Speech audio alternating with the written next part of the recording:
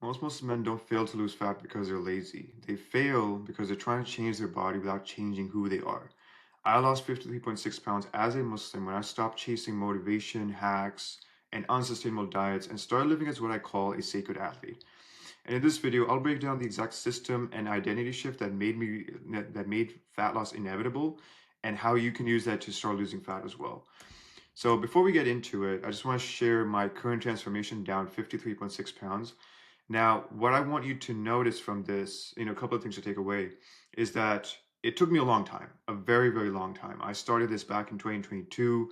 I was just kind of going off of what I found on the internet, just like random things on YouTube, on Google, on all these different forums.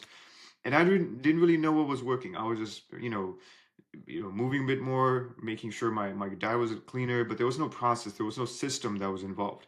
But as of right now, as of my latest progress picture, I'm down to 157, and there's a clear difference in terms of like just who I am. Not just the physical transformation, that's obviously there, but who I am and how I see myself, that has been the biggest transformation. And what I want you to notice is that it's not so much about like, oh, like, I look bigger or like I look like a roided out bodybuilder or anything like that. Because here's the thing, when you start losing fat, and I'll get into this more in more detail, your proportions start looking better. So even though it might look smaller as in the after picture, I actually look better because the proportions are right. And I'll get into all of this in later down in the video. But let's address something that might be on your mind right now. And that is that most Muslim men don't fail fat loss because they're lazy or anything like that. And because the truth is, like, a lot of Muslim men genuinely want to lose fat and improve their health. They've tried the diets, they've tried the workouts, they've tried all these like 30-day, 60-day challenges multiple times before. And the intention is sincere. It's not like they're being, they say they want this and they're being lazy about it. They actually do want this. And I was in the same position as well. It wasn't like I was lazy. I had the discipline to hit the gym and things like that, but it wasn't sticking for some reason. So the intention is sincere, even if the execution has not panned out the way you want it to. And the biggest issue here is that fat loss is treated like a temporary phase instead of a permanent change. It's treated as this thing that, oh, I'm only going to do it for 60 days or 90 days or 6 months, and then once I get the abs, once I get the look I'm looking for, then I'm done. And it's right back to square zero. It's right back to how things were, the standard operating protocol that you were operating this whole time. I'm going to go back to how it was before. And what you have to understand is that it's as you begin this process and as you begin to transform your body, it has to be something that can endure. Your identity, who you are, has to endure throughout all of this. It can't be something like, oh, I'm just going to do it for a little bit and then, it's done. Because, the thing is, men diet hard, they train aggressively, and they expect results without changing who they are. And this is where a lot of these things about like motivation and willpower and just like grinding it out, that's where all these things come in because you're not changing who you are at your essence. You're trying to force an outcome. You're not trying to, make it so that your identity, who you are as a person, is just, the things you do are just a natural overflow of who you are as a person. So when the diet ends or life gets busy or things come up or you're traveling or Ramadan starts, it all comes back because who you were, at your foundation, that person never changed. So travel, work stress, all these things, they expose the lack of structure that you could have built if you had an identity already in place. And all these things that you're doing, the exhausting workouts, the unsustainable diets, they collapse because of course they're going to collapse because it was never built for real life. It was never built for a sustainable way of living how you're supposed to. And then at the end of it, fat loss fails when the identity stays the same, but the actions are forced.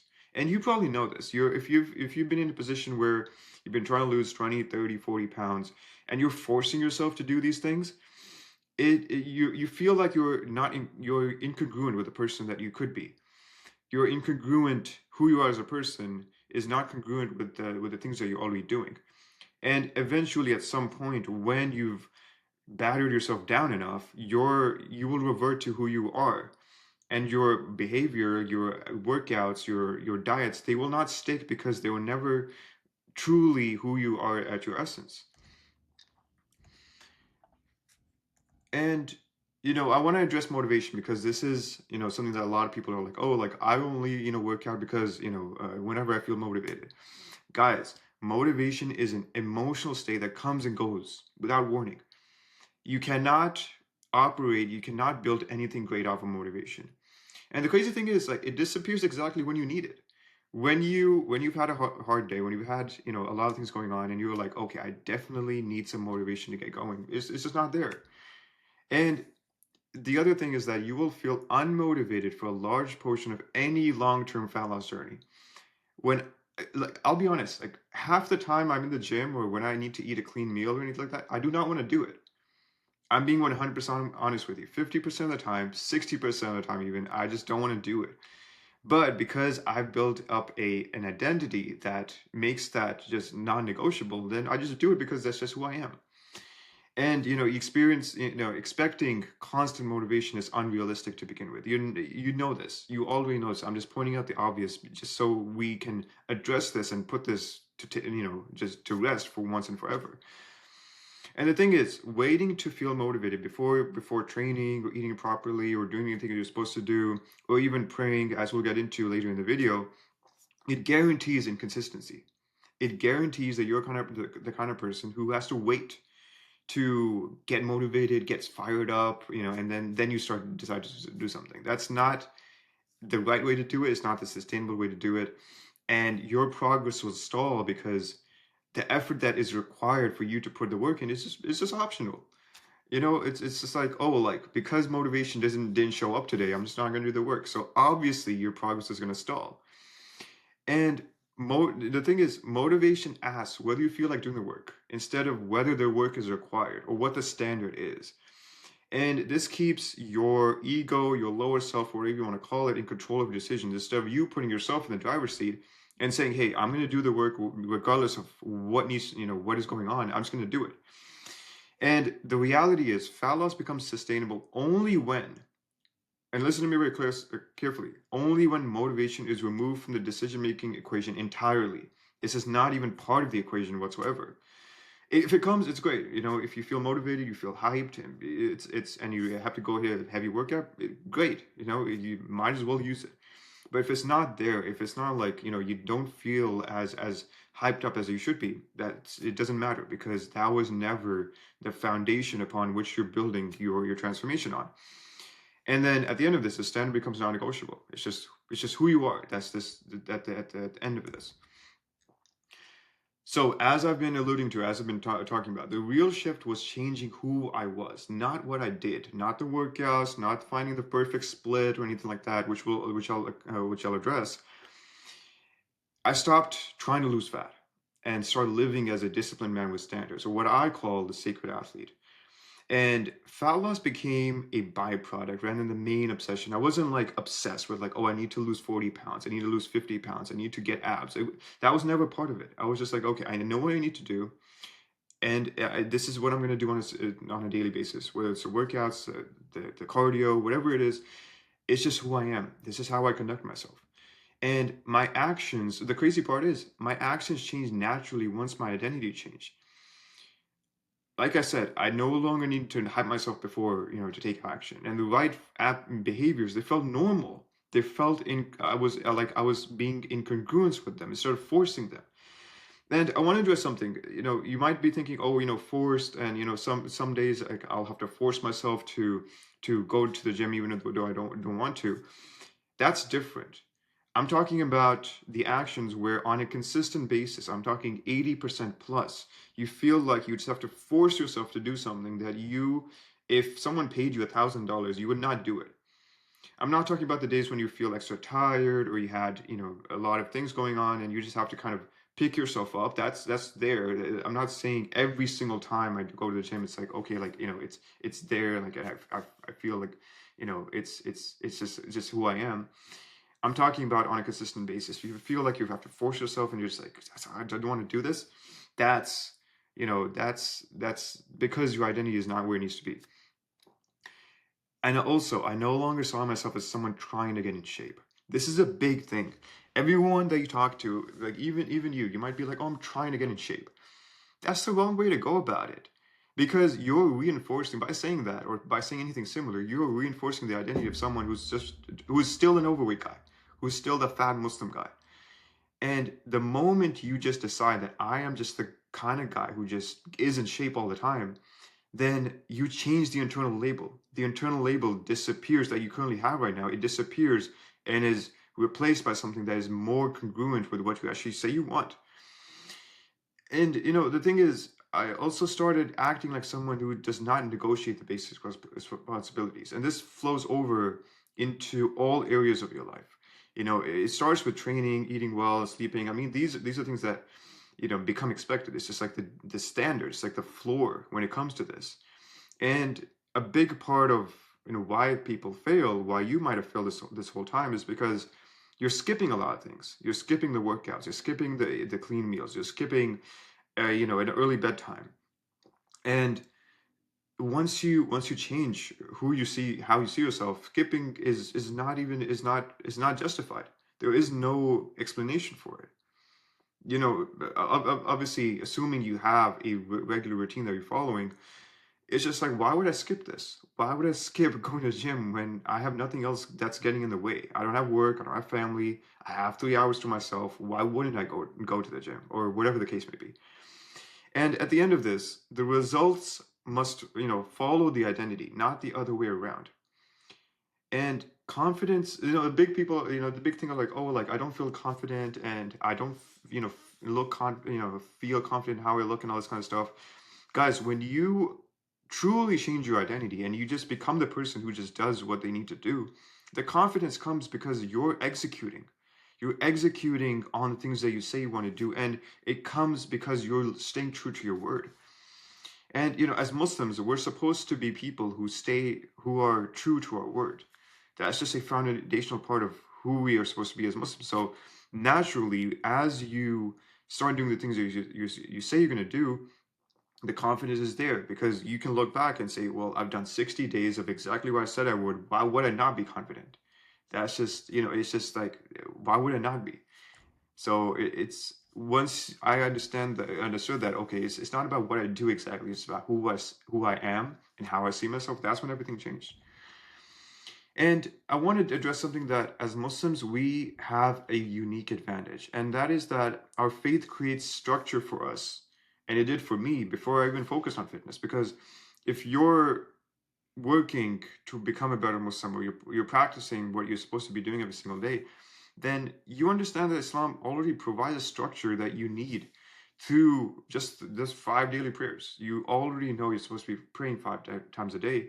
And once those prayers become an anchor and they're something that's set in stone for your day, then your identity, even as a Muslim, or the sacred part of the sacred athlete, it's just reinforced on a daily basis. You just say like, okay, well, of course I'm gonna pray because I'm a Muslim. And the time that that you would dedicate to something else, it's just not even negotiable. And my day stopped revolving around convenience and just doing whatever I want to do, and started revolving around my responsibility. I touched on this before, where it's easier to sustain discipline. It's easier to arrange your life as you need to, because you know what's important, what's actually obligated on you. And when the day has structure, discipline becomes easier instead of harder. Fewer decisions reduce mental friction, and consistency improves automatically. It's just how it is. A lot of people, when I talk to them and they're like, oh, like I don't want to change my structure, I just want to work out whenever I want, eat whenever I want, sleep whenever I want, and I just want to get the results. How has that been working for you? That has clearly not working for you. This airy fairy, free as a bird. I just don't want to have any structure. I'm just going to be this free guy who just like does what things whenever he wants. That's not going to guarantee any amount of success. It's just not, because the more structure you have, understand this very clearly, guys. The more structure you have, the more things that are set in stone for you. You don't have to think as much. You're wasting precious brain power just thinking about what you need to eat, or how you need to train, or when I should go to sleep today, or when should I wake up tomorrow. If you just remove the decision making process from all of this, your life becomes easier, and you can actually put more focus into things that you need to be doing. And if you have other things going on, like work or community involvements or whatever you have going on, you become more present there because you're not worried. You don't have this like you're fully present in the moment is what I'm trying to get at, guys. And also, faith removed the need to constantly decide what kind of man I want to be every single day. This is a big thing because as Muslims, our standard, our role is already defined. If you look at the life of the Prophet Muhammad sallallahu alaihi wasallam, he is the role model that we're supposed to follow. And if we look at his life, he set the standard in terms of like how your day should be. Just on a very general basis, you're supposed to start with your Fajr prayer, go to work, pray Zohar, like and on and on and on. And you don't have to come up with the standard or like, oh, like what is a Muslim actually supposed to do? That's already done for you. So you're very fortunate in that regard. Your only role is to simply live up to it. Not lived up to it perfectly because none of us can do that, but you at least have a standard to work towards. And the final point with all of this is that my consistency improved because the day itself was anchored to something higher. It wasn't about, oh, I'm just gonna get the abs and I'm just gonna be the kind of, just a fit guy. It's because I was anchoring my intention to Allah. I was showing Allah that I want to do this for you because I want to honor what you've given me. This body is not mine. It's not. I'm just temporarily in possession of this, and the more I take care of it, and I do it solely for the sake of Allah, I'm actually gaining good deeds by taking care of myself, and I'm actually able to put more energy into worship, into doing the things I'm supposed to be doing, like praying or going to Hajj or anything like that, because I have a healthy body for it. So you're winning on all regards when you start integrating your faith, the principles from your faith as a Muslim, with the goal that you have of fat loss or weight loss, whatever you want to call it. It's to become everything becomes aligned and everything becomes integrated and coherent because that's just who you are. Now, when it comes to training, a lot of people, and I didn't. The reason I didn't go into this too depth in terms of like the split and the rests and the sets, and because at the end of that, it doesn't really matter. You could take the most non optimal split and still make it work. And the thing is, I stopped improvising the workouts based on how I felt that day. That was the biggest thing. It wasn't like, oh, like I feel like hitting chest today, so like I'll do chest. It wasn't like that. My feelings no longer dictated the action, and training stopped being emotional. This is a big thing. People treat training like it is an emotional exercise. Like, oh, I'm gonna go there, I'm gonna feel so hyped, or like I'm dealing with so much sadness, and that's why I won't do legs as I had programmed. I was gonna do arms or something like that. Training has to be a non-emotional experience, and what I mean by that is you can feel hyped and excited when you're doing it, but the emotion behind it should be like, well, there is no emotion. It's just who I am. The other point is training days and times were fixed ahead of time. This is a big thing. A lot of people mess up their training because it's all winged. It's all decided day of or just on the fly. It's like, okay, like because I got out of work early today, I'm gonna decide, I guess I'll go hit arms or chest or something. But if that doesn't happen, then I'm just gonna go home and just watch Netflix. That's how you mess up. That's how you never get the result that you want because you're again going back to the earlier point, you're engaging in daily negotiation, daily just thinking about this. As opposed to when you have the identity set in stone, showing up just becomes automatic. Sure, you won't get the most optimal workout or hit a PR or anything like that, but you at least reinforce the identity of someone who shows up even when things are not ideal. That is the biggest thing that I can convey to you. If you take nothing else from this video, guys, training, showing up, all this, it becomes automatic. It's just who you are. And the other thing is the workouts were decided before the week even started. This is just like I don't understand why more people don't do this. No mental. When I go into the gym, guys, no mental energy is wasted whatsoever. I know exactly what I'm going to be doing. The sets, the reps, the exercises, everything is there. I just need to go in there, hit it. If I hit it as planned, great. If I fail a couple of sets or things, I need to take more rest or whatever, that's fine. At least I showed up and I had a plan to follow.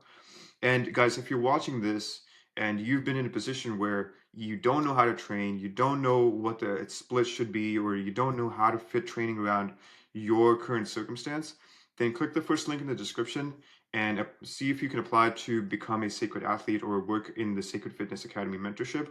And that's where I'll just take care of all this for you. Like, I'll look at what your schedule looks like, what you can work with, and design a workout plan that you can follow and you can just go in there and execute on.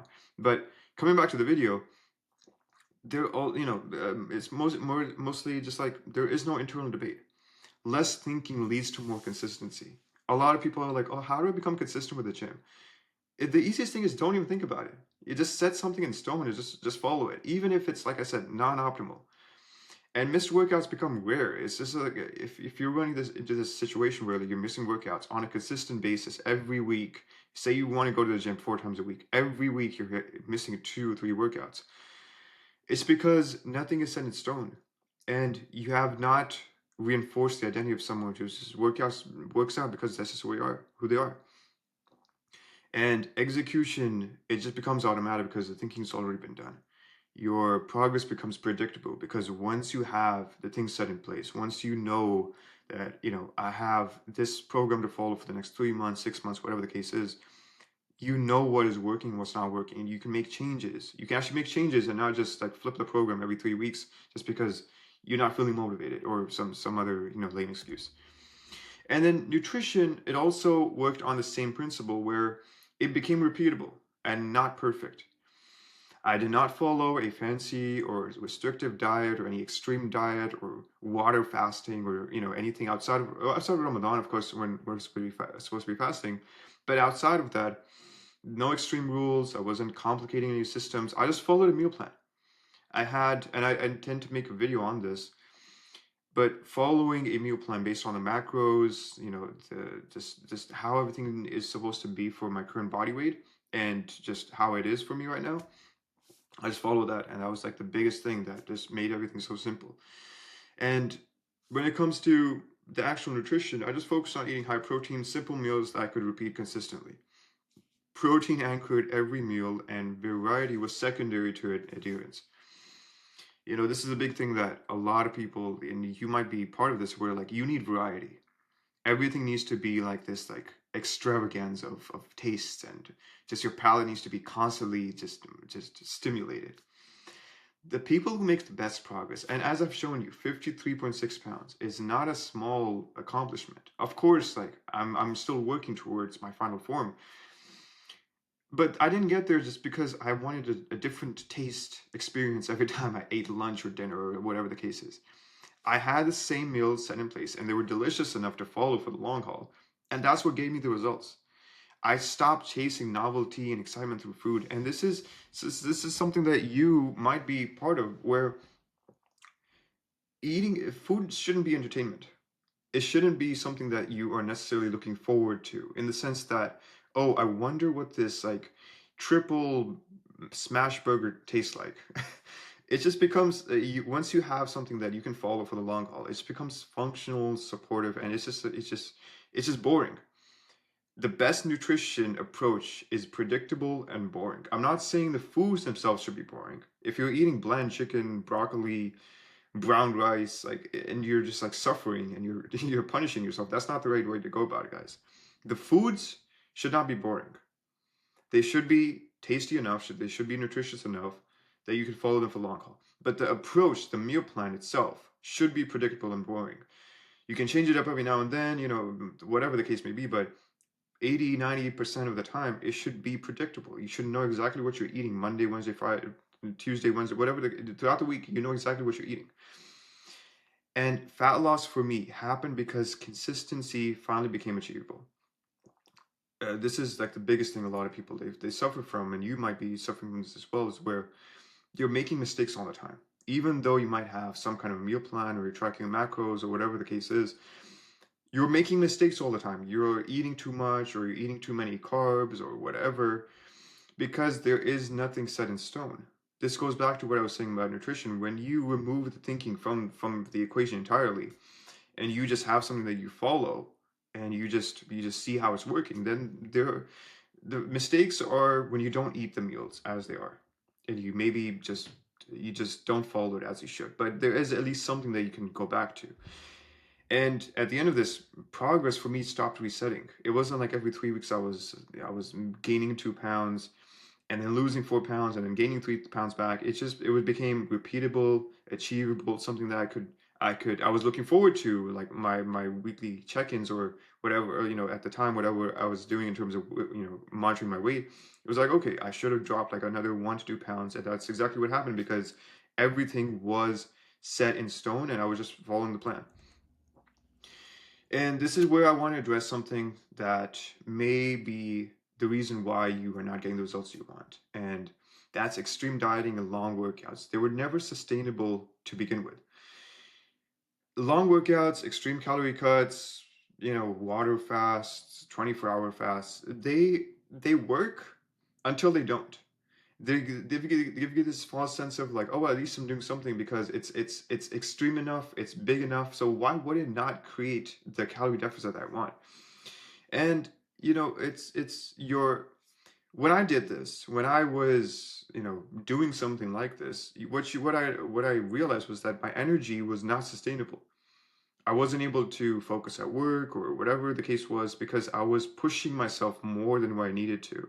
And my recovery also suffered. Like doing long workouts, and I'm talking anything longer than an hour, there is no need for that.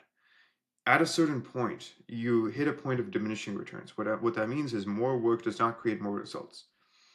So if you have the right training program in place, then you should feel like at the end of the workout that, okay, I did 80%, 90%. I could have gone a little bit more, but I'll come back stronger and I'll hit the workout again, whatever the case is. That's the best place to be in. If you are punishing yourself and you're just like grinding it out every single day, then of course your recovery is going to suffer, and just your mental capacity to come back again and hit the weights again is going to suffer.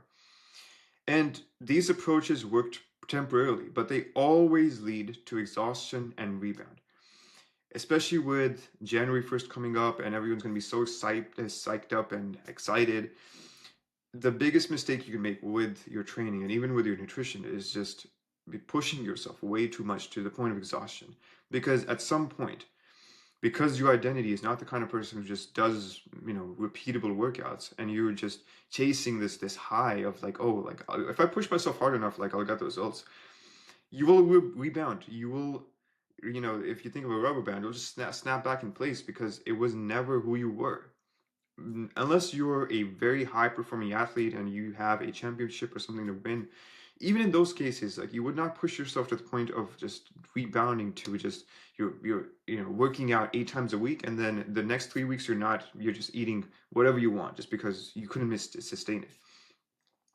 And the thing is, guys, short, effective workouts are easier to maintain the long term. I don't understand this approach of like, oh, I'm going to work out 6 times a week and do cardio every single day, and it doesn't work. It never works because what your approach it needs to fit into real life. Consistency for me improved immediately because there was nothing really that much to be consistent about. Just 3, 4 times a week, go in there, hit the workouts, and live the rest of my life. It was as simple as that. And also, eating enough to recover made training and daily life manageable. If you're slashing your calories by 1,000, 1,500 right off the bat, then you're going to hate yourself. I'm just putting it very simply. You're going to hate yourself. Your sleep quality is going to suffer. Stress is going to be through the roof, and you will not look any better. You think that slashing your calories, slashing carbs, eliminating carbs, or anything crazy like that is going to make you look better. Because your cortisol will rise, because you're not giving your body the macronutrients that it needs, you will not look any better. You will not get the shredded, lean look that you're going for because your body is being punished. It's not getting what it needs to properly recover, build muscle tissue, and just like have the hormones in place because it's just not getting what it needs.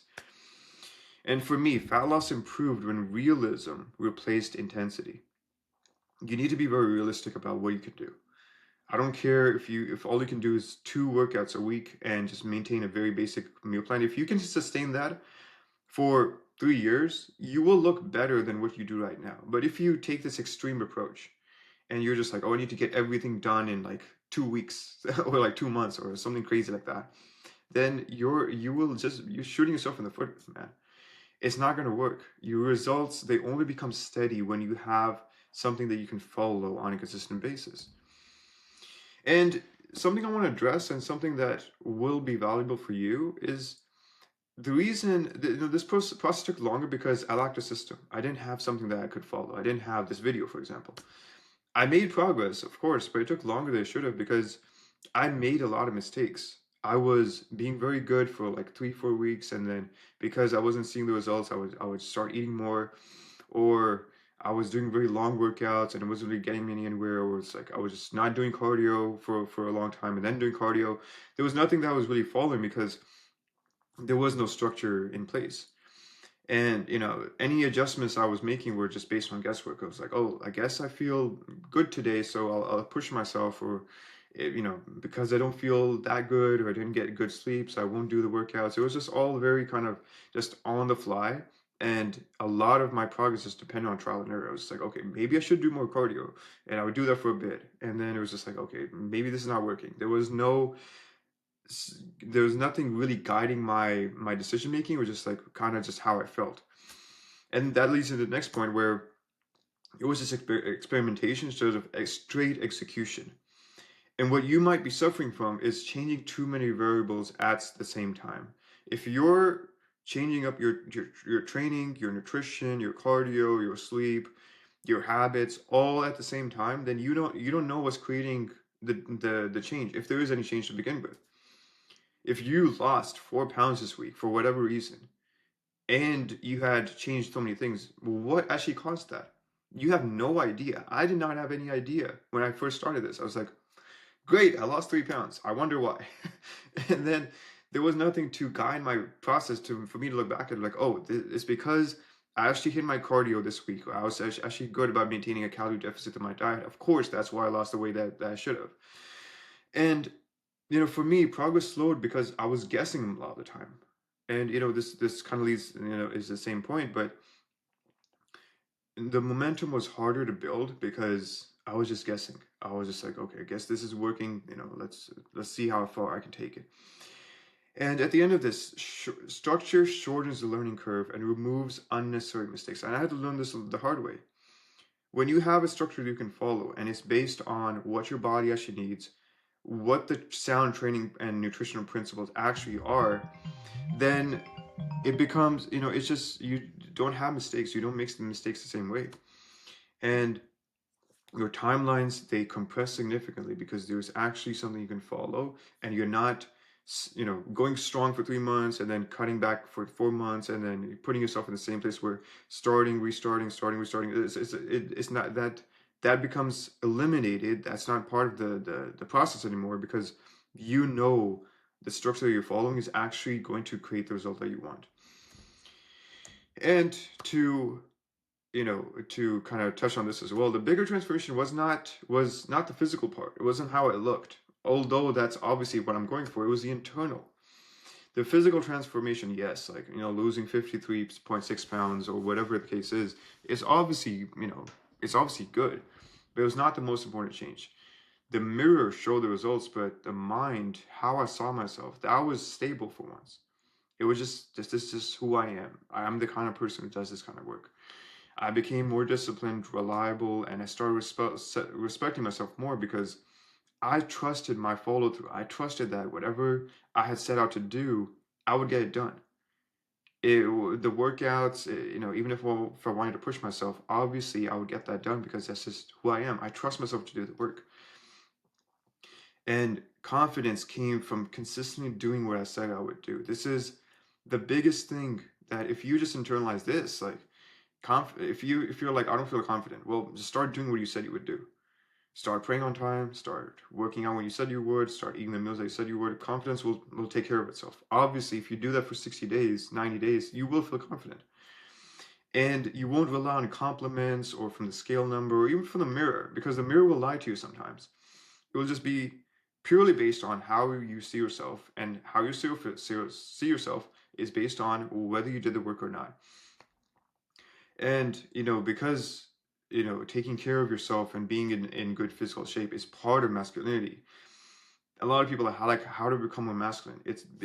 By following a structure and not just solely looking at the aesthetic part of this. When you follow what you're supposed to do and you have a system in place, then strength shows up throughout your entire life.